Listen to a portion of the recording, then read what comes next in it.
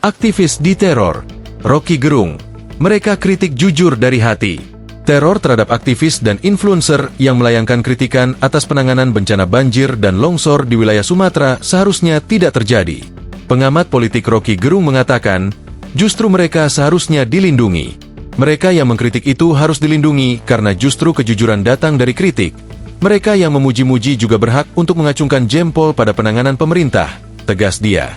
Tetapi ada pihak yang merasa bahwa ini sudah 1 bulan itu 2 minggu darurat. Bencana di Sumatera diperpanjang lagi dan masih soal apakah ini nasionalisme lebih penting atau humanisme, imbuhnya. Roky mengatakan, selain menerima pujian, pemerintah juga harus menerima kritikan, apalagi terkait kebijakan-kebijakannya. Semua kebijakan begitu dia masuk ke wilayah publik, dia mengalami bifurkasi, artinya ada yang ke kiri, ada yang ke kanan. Akibatnya apa? Yang ke kiri mengkritik, yang kanan memuji, hal yang sangat biasa, kata Roky, dikutip dari YouTube Roky Gerung Official, Rabu, 31 Desember 2025. Jadi kita mesti pastikan bahwa mereka yang sekarang dihina, dicaci atau bahkan dikirimi bangkai segala macam, itu artinya pemerintah, siapapun, harus bertanggung jawab terhadap tekanan pada warga negara, sambungnya. Para aktivis yang terkena teror sejauh ini adalah manajer kampanye iklim dan energi Greenpeace Indonesia, Iqbal Damanik, yang rumahnya dikirimi bangkai ayam. Ada juga konten kreator asal Aceh, Shirley Anavita, yang mobilnya dicoret-coret dan rumahnya dilempari telur busuk hingga dikirimi pesan bernada ancaman di secari kertas. Selanjutnya adalah pemusik asal Aceh atau disc jockey, DJ, Ramon Doni Adam yang akrab disapa DJ Doni, rumahnya menjadi sasaran teror bom Molotov.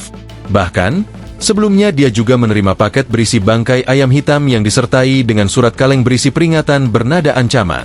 Kemudian, aktor Yama Carlos juga tak luput dari sasaran teror, mengaku menerima kiriman barang dengan sistem pembayaran di tempat, COT, dari akun fiktif dengan nama istrinya terus-menerus. Menurut Roky, teror-teror yang dikirimkan oleh oknum-oknum tidak bertanggung jawab kepada para aktivis dan influencer itu hanya untuk memecah belah bangsa. Sangat mungkin juga ini ada mereka yang ingin memecah belah pemerintah, atau mereka yang ingin supaya ada ketegangan sosial baru sehingga terjadi konflik horizontal, ujarnya. Roky lantas menyatakan bahwa mereka yang melayangkan kritik terkait bencana Sumatera itu benar-benar dari hati nurani. Teman-teman yang melakukan kritik itu betul-betul jujur ingin mengucapkan dari hati mereka bahwa bencana di Pulau Sumatera itu adalah bencana yang disebabkan oleh kegagalan evaluasi kebijakan. Semuanya terjadi karena amdalnya dilulantakan oleh kekuasaan putih yang bergabung dengan kekuasaan bisnis, tegasnya. Jadi kita mesti fair bahwa Presiden Prabowo tentu berupaya untuk mengendalikan itu. Tetapi kecerewetan netizen juga jangan dihalangi, karena mereka merasa bahwa terlalu lamban pemerintah tuh. Bahwa ada prestasi, oke, tetapi kritik adalah bagian dari upaya untuk memitigasi secara lebih cepat, sambung Roky.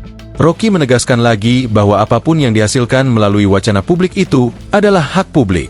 Jangan ditekan dan jangan dibatasi hanya karena kemarahan atau kebencian. Lalu para influencer ini atau public figure itu kemudian diancam. Itu nggak fair tuh. Tetap saya beranggapan bahwa hak publik untuk mengucapkan yang jujur. Nah, kejujuran itu bisa dalam bentuk puji-pujian juga bisa dalam bentuk cacian. Itu biasa saja, karena dua-duanya ekspresi dari kesadaran bahwa ada yang sudah berhasil, tapi banyak yang menganggap bahwa ini terlalu lambat keberhasilan itu. Jadi di titik itulah kita mengerti bahwa demokrasi memang cerewet. Harus diterima bahwa kecerewetan itu bagian dari ekspresi real, ekspresi otentik dari warga negara, papar Roky. Download Tribun X sekarang, menghadirkan lokal menjadi Indonesia.